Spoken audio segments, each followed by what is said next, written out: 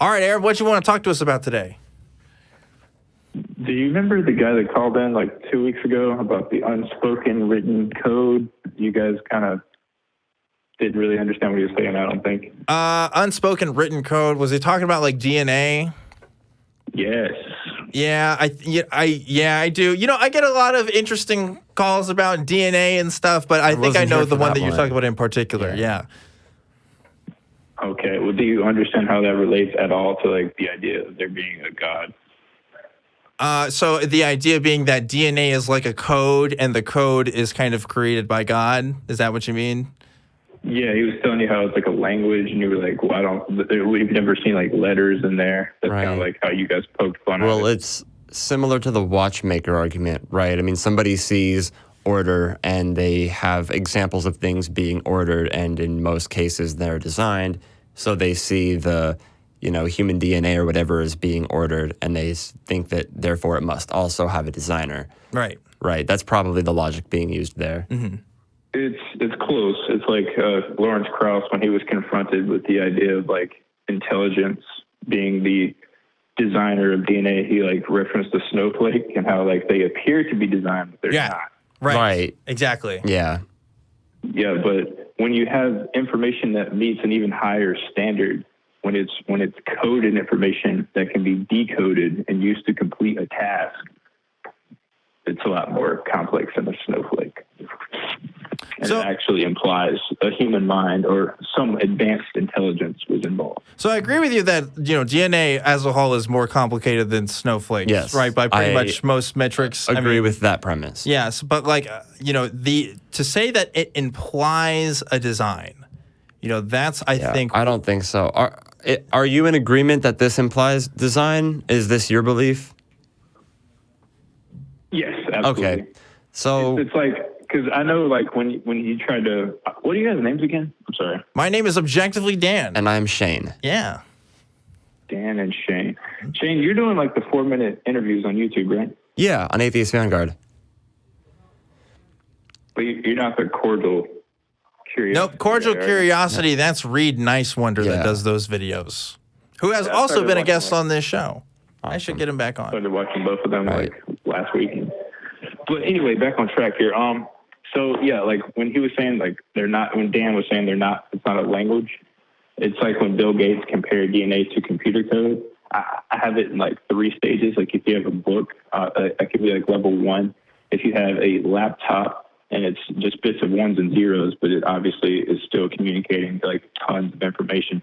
So that'd be level 2. And then when you can do it with chemicals, when you can take just chemicals and then the chemicals know how to interact with each other and talk with each other, and you end up with like a rabbit or a human, that's like level 3. That's why Bill Gates said this is like DNA is like a higher version of anything we've ever made with computers. So, to say that DNA is like a code is, you can definitely make that comparison. I mean, there's an exchange of information and processes and tasks are carried out from DNA, right? And so the analogy is there. But, the difference is you said that the code, well, I'm trying to remember your specific word, but, it's not self-aware in what it's doing. Like, computer code doesn't know that it's computer code itself. It's not like doing things because it doesn't have a mind to it. And and the thing is, like, we're setting up the processes that happen with computer code, the actual reactions there are different with DNA molecules. DNA molecules will go out and do things on their own, without any intervention of humans or otherwise. It's because of the actual molecules in place and the chemical reactions that are happening in those environments that allows them to happen. It's really the environments that's guiding these things, and not necessarily a programmer. And we can show this in different environments how DNA is changed to match different places. Yeah, and I'm entirely agreeing with you that it's very complex. The problem is when we say that because something is complex that it implies a God. If we say that something is complex, absolutely. Yeah, that's what I'm trying to make a distinction between those two. Like complexity, like if you go cut down a tree, you can find like complexity in the rings, and it's like some semblance of information. But there was like a panel of like doctors that got together and they formed like a definition of surrounding like higher levels of information, and they basically just inferred that the definition they came up with is when you have a coded like when you have code that can be decoded and used to complete a task, like a simple recipe or like a DNA strand that builds an animal. If you have either one of those, that's like a new standard of like information, and we've never seen that standard of information. Well, okay, so a lot of these place without a mind and intelligence behind it. So a lot of these codes relating to DNA are more constructs that we assign as labels to things that already exist. You know, sort of like we have labels for chemicals; they exist without our labels, but you know, our DNA, we're able to label it in complex enough ways that we, you know, in your words, code it, but that doesn't imply that it was actually designed by something. Well, that and just, I don't know, like if you're saying that we've never seen these things without a mind, you know, and it's like, well, that's kind of, you know, that you're kind of going in a circle there a little bit because you're kind of proving your own point. You're kind of saying like, oh, well, this has to be a mind because we've never seen anything like it unless, you know, human beings have designed stuff. And it's like, well, like, but we've already got these processes happening, and they've been happening for long periods of time. And I've never seen a God actually design things either. You know, like, I haven't seen that happen either. That's part of the problem with this form of reasoning. I don't have anything to compare. Like, you know, when people use the watchmaker or, you know, a painter argument, you know, I have examples of paintings being painted. I've seen how paintings are made. So, yes, if I stumble across a painting, I will assume a painter. I don't have an example of somebody designing a person. Yeah. So I don't have anything to contrast it to. Well, they wrote about it in the Bible. That counts, right? That counts for something. They wrote about DNA in the Bible? No, about humans being designed. Okay. Well, that's people writing about people, though. A claim. Yeah. That's not an exclusive to the Bible. Like when people say like, oh, the Bible's like a Spider-Man comic book that proves Spider-Man, if you're going to go with the Bible proving God. But yet, you know, the Bible had like information about science that humans didn't know for thousands of years. What's an example about information? Could you give me an example? Yeah. Of something they got right. They mentioned that there were mountains on the ocean floor a couple thousand years before we ever knew that was a fact. They mentioned that air has weight long before we ever knew that. They knew that blood was important to life, but we were bleeding people in like the 1800s because we thought, you know, that was it's not hard to figure out that blood's important to life, though, is it? Yeah, I don't know. But yet, like George Washington, like died from that thought that blood, you could bleed yourself and rid yourself of a disease. Wait, hold. Well, are you saying that they didn't do bloodletting rituals back in the Jews weren't doing any of that? Because they definitely were doing some crazy stuff. Absolutely not saying that. They were definitely doing some crazy stuff with their blood. Said that life was in the blood, and we didn't figure that out until like you know. But wait, can I ask you something, Aaron? Yeah. If I write a book and make some predictions, and some of them happen to be true, does that mean that I was inspired by God, or does it mean that I got something right? Oh, it definitely just means you got something right. But, right. So how do we? like, why does that argument not support the claim that my book was divinely inspired, but it supports that claim for yours? Well, I would have to see your book. I'd have to see, like, you know, events from the past, events from the future. Well, no, not really, because you've already agreed with me that the fact that I predict something or make a guess about something, and what I predict or guess about happens to be true, that wouldn't prove that my book was divinely inspired. Yet you're using that exact argument for the Bible. To that argument. Okay, but why does the argument only work for your book and not mine? I'm not saying it only works for my book. I'm just saying, like, when people are just like comparing it to a Spider-Man comic book, and they're just leaving out the fact that it got, you know, 10 or 15 things right. Yeah, well, you know what? Science, you know, if we want to talk about an invalid comparison. Okay, well, if you want to say that, like, in comparison to the Bible versus a Spider-Man comic, what made more predictions that came true? I wouldn't be too surprised if there were more things in the Bible, because Spider-Man isn't really a comic about making predictions about the future, right? It's sort of just a comic. But here's the other thing, too, because if we're talking about stuff that the Bible's gotten right, you know, I know for a fact that there's parts of the Bible that says if you break the neck of a bird and spread the blood around your house, that'll protect you for things, or that the sun stood still for an hour, right? Or that, you know, that a creation was happening at specific days, and that the time frame of the, you know, when the Earth was created doesn't match our scientific understanding of how the Earth was created at all. Well, so there's all kinds of things you can look at. Another objection I have is what if you see something that the Bible predicts and it doesn't get around to happening? Like, what if somewhere in the Bible it's claimed that Jesus will come back within the lifetime of his disciples, and his disciples die and he never comes back? Wouldn't that... Sounds like a misinterpretation to me. And how do we get there? What makes you reach this conclusion that it's a misinterpretation?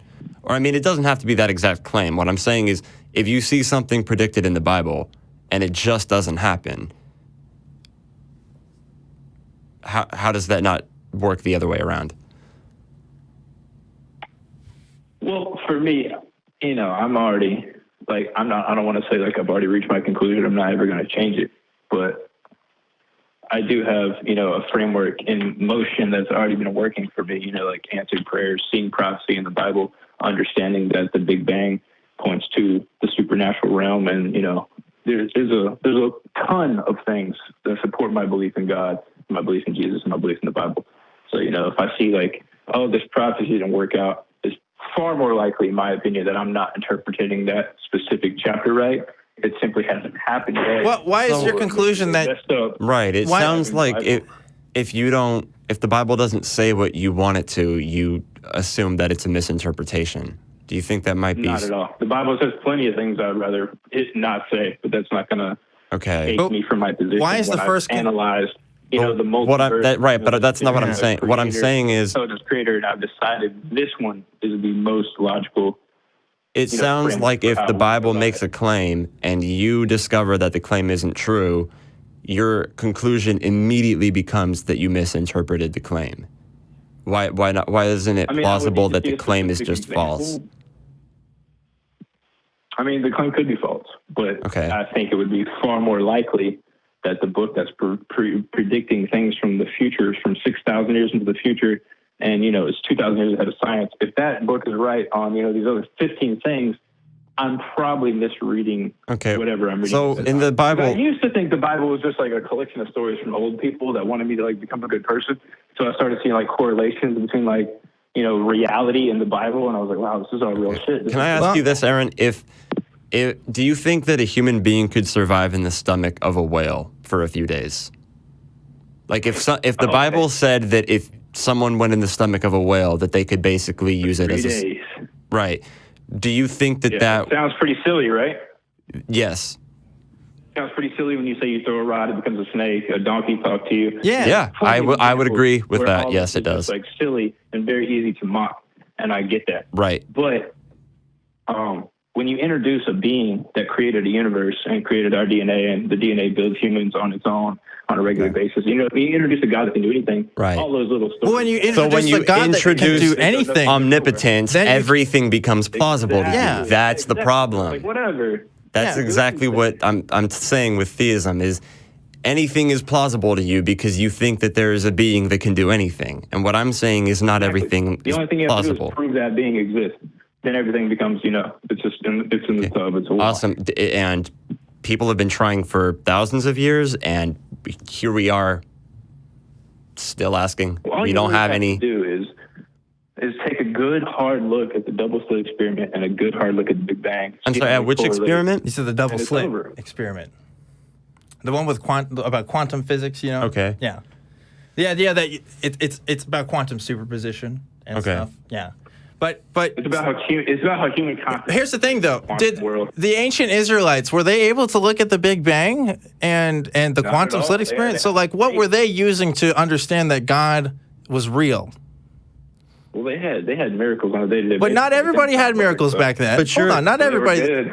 There are periods of time within the Bible where no miracles occurred, and it even says it, right? Even before Jesus is coming and after in the last kind of books that chronicle stuff, they specifically mention, and these were times where God was silent. There were no miracles that occurred. Even God rested after the seventh day. Yeah. So there were definitely times. Stronger than mine. So if you're an ancient Israelite and you're trying to figure out whether or not this whole God thing is real, what do? You had faith. You just believed. Okay. And I used to do that when I was little, and I started to doubt myself because this lady started screaming and fell out in the middle of the church.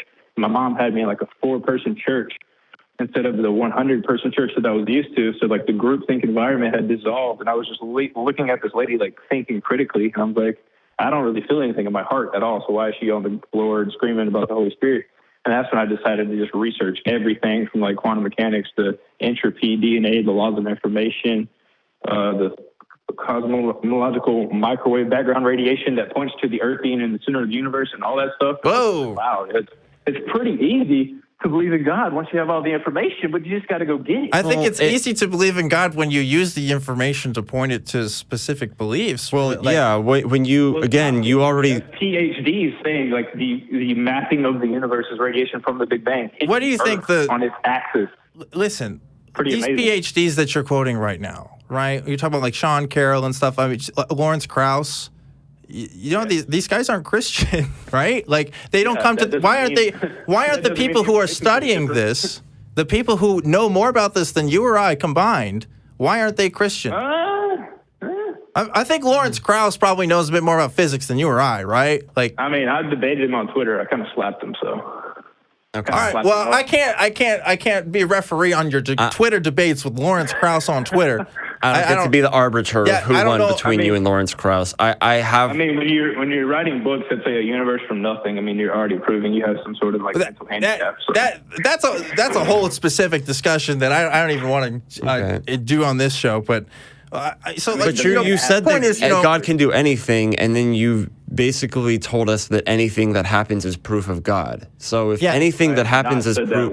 No, okay, I'm sorry. I was saying that it was implied. It was the idea that anything can happen because God can do anything. Right. So if we're looking at the Bible and we can justify anything through this, how can we justify... So you're admitting nothing would disprove it, is my point. we can't disprove anything. And if I can't disprove something... The thing is, you can't be coming through the Bible and saying like, oh, this thing talked. Well, yeah, of course, because they have an omnipotent being on their side. The only way to really attack Christianity is to attack God at the source. Like, is God real or not? That's the crux of the position. Well, so it's not about, well, did he survive in the whale for 3 days? Did the donkey really talk? None of that shit really matters. What matters is God real? Like, if God's real, then obviously all that shit can happen easy. Right now, it could happen right now. I suppose, but like we can't even get God to do anything on the show right now. I mean, like I know we can't. I've invited him to be a guest on Atheist Vanguard, and he hasn't responded. I've asked him to call in too. So why doesn't God? I mean, on an atheist show.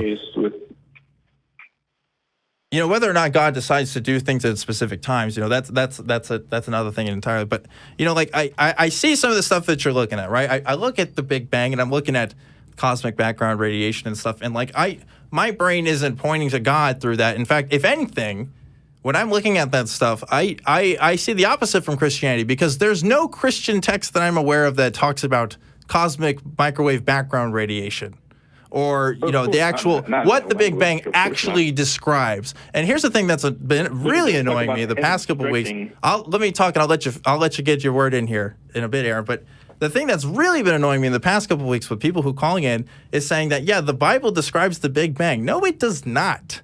There is nothing in that text that describes the Big Bang. You know what it says? It says there's creation, right? And it happens over the period of course of days. And you know what? The order in which the things are happening isn't even the order in which, you know, the science says that stuff is happening. It's saying that, you know, the Earth was created before some of the starlight. It's stuff out there. We know stars were created before, you know, the Earth and stuff. I mean, we're retroactively putting a modern scientific lens on these texts here. That these original people would have, if we talked about cosmic microwave background radiation or the Big Bang or anything to the people who are writing these texts, they would look at us funny and say, no, that's not what we're talking about. There's no way. But anyway, I'll let you get your word in here, Aaron. I agree with that point. Yeah. But but as far as like the Big Bang, like I would never say to you like the Bible describes the Big Bang. I have not said that, and I would not say that. But there is a verse in the Quran that says, did you not know that everything was once a joined entity and we expanded it? That sounds a lot like the Big Bang. But I'm not a Muslim, so I mean, that's really kind of not my business. Well, you see what I mean, though? Because we can look at that, but that's what I'm saying. Like, someone who is Muslim would totally use that as evidence. Yeah.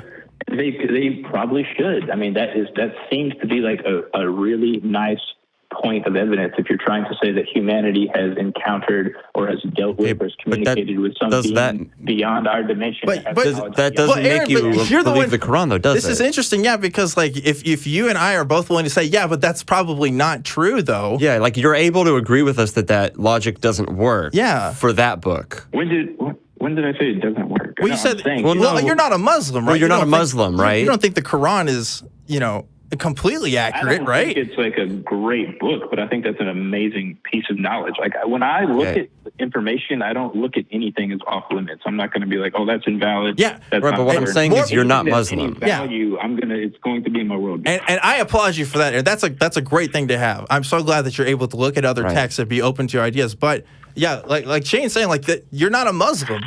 Yeah. For like a lot of, So why aren't you convinced that the Quran is the written word of God when it says the same kind of things? When it says, things about science that turn out to be true later on. Why does that not make you a Muslim? Because they had like 2 examples where Christianity has like 27. I would argue the Quran has more. Yeah, I've read more of the Bible than the Quran, so I can't really refute that. From the ex-Muslim folks that I know that I've talked to about this, I would say that there's way more stuff you could probably pull from the Quran. But that's a side debate, right? Like if we can recognize that using this method to come to conclusions as to something like I don't think it matters the amount. Like Nostradamus had some crazy stuff to say that people can retroactively put in. But what's worth noting. I'm sorry, I cut you off. Finish your point. Yeah, I was just gonna say, like we can definitely look at some Nostradamus' text and through these translations and stuff. Obviously we can get different ideas through different translations and stuff as to what these means. But like we can come to kind of similar conclusions that if this guy predicted so many things right, then we have to say that the other stuff has got to be true. Right. That's not a valid way to go about things. You see what I'm saying? I agree. Yeah. That's why I'm not willing to like die on a hill over like every verse in the Bible as far as like whether or not it's true or if it's a metaphor or simile or anything. But I do look at certain parts of the Bible and I say, oh, wow, they knew this, 3,000 years before we figured it out. That's amazing. So and then I look at, historical accounts from like the Mayans or the Egyptians or any of these numerous, civilizations from around the world that says, yeah, people came from the sky and took our women and bred with them. And that's a global story. And then I see that in the Bible, the fallen angels came from heaven and took their women and bred with them and made children. And I'm seeing all these different lines of evidence that all point back to the same situation. So is the argument... The important one that I have is that this universe used to not exist. And once you have that fact in your head, you are in the supernatural realm because this is the natural world. It says the universe all there ever was and is the universe, but yet it used to not be here. If you're using the story of the Aztecs, beyond space and time, introduce the universe into existence. If you're using the story of the Aztecs and you're telling about how they had this belief of what we would call Nephilim in the Christian, lore of it, right? Came and had sex with women on Earth, right? But you also acknowledge that like the other beliefs of the Aztecs are not true. Like how can you reconcile that? One good idea. Well, if they have, but what I'm like you just said, one. So here's the thing, right? What if the whole thing being? But Aaron, what if the Bible has some good ideas, but it's bullshit? That's not the case. How do you know, Aaron? Because I've made an evaluation that took a lot longer so than time you've spent on it. Okay, so what it sounds like you're saying, so you've agreed that the Quran has made, scientific predictions and them turned out to be true, but the reason you're not convinced that, the reason you're not a Muslim is because the Bible has more of them. Am I not mistaken? So for you, it's that the Bible has the most of these scientific predictions, right? That's not the entirety of the reason I'm a Christian. Okay, sure. But so it's not the only reason. But let me ask you this. If you found another holy book, was a little bit older, had even more predictions that it got right, would that make you think that it was more likely to be true than the Bible is? I would definitely take a look at it. All right. Yeah, that's good to know. It would be a full body evaluation. All right, well, I'm glad to hear that. Yeah. Okay. Well, I think that's about all we can do with this call. We definitely want to get to some other calls. Yeah. But Aaron, thank you so much for calling. That was... Guys, just remember my last point. the universe used to not be here. That means something beyond it made it. That's why they threw out the multiverse. I'm going to throw a million asterisks at that statement there. Of the universe. But we unfortunately, we can't really talk about it too much anymore because that one will be here all night. But also, we do have some other callers that just want to get to and talk to. So I'm going to agree to disagree with you right now, Aaron. Next time, let's talk about the universe.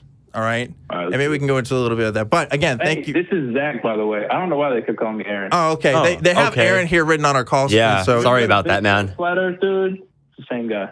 All right, Zack. Right. Well, we'll talk to you next time about it. So take care. Have a good night, man. Thanks again. So that was interesting because it was so much.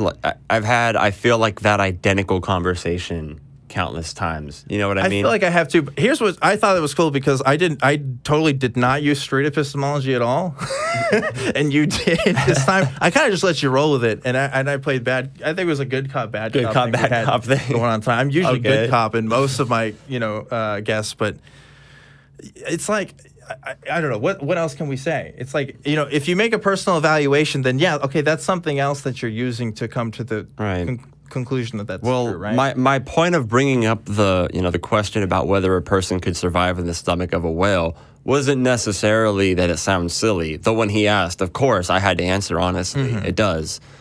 Well, the reason why I say that is because we understand the natural explanation behind why that wouldn't happen. You would be dissolved by stomach acid if you were in the stomach of a whale, digested, whatever. So suffocated probably first. I don't know. Whatever would get you first. Well, you might drown on your way in. Shane. However it happens, the point that I'm making is we can see that wouldn't work, right? But his response was, if God is real, then that could happen. Exactly. Right. And I'm actually glad that he said that because I feel like that kind of points out what my problem with theism is. Everything becomes not only possible, but more plausible. I don't think, if we're looking at the scientific evidences, quote unquote, for God being real, the ones he specifically cited don't lead me to Christianity. Right. Really too much at all. Because, again, if we're looking at the scientific explanations for how even humans got here, right? Like, it's evolution. It's not creation. Well, and then the universe is a big bang. It's not a 6-day, 7-day ordeal. And every argument from complexity is ultimately an argument from incredulity. Yeah. You're saying it's so complex, how else could it have happened? Yeah. So there's that. But also, the appearance of design doesn't prove design. I'm willing to agree that, there are a lot of living organisms that even in my own eyes have the appearance of being designed. But I understand the process of why that works. And the design thing, that's interesting because intuitively that makes a lot of sense to us. It does. Well, okay, so I always go with, when I was in Hawaii, I went to Volcano National Park and I saw this thing about birds on the island, how their beaks evolved from one species into all these different beaks, right? Yeah.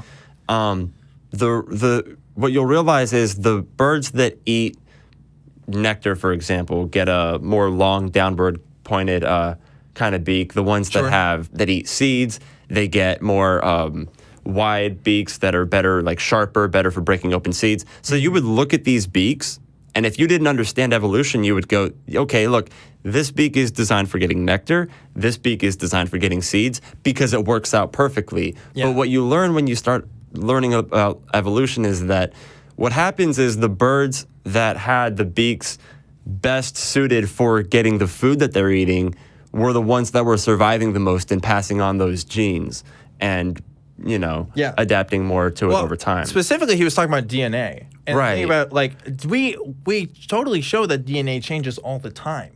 So it's like if the DNA changes to a point where it's completely different from what it was before, how can we say that it's designed? How can we say that the DNA we have now is any more designed than the DNA that we can observe changing in real time? If you were to make the case that God was making evolution happen.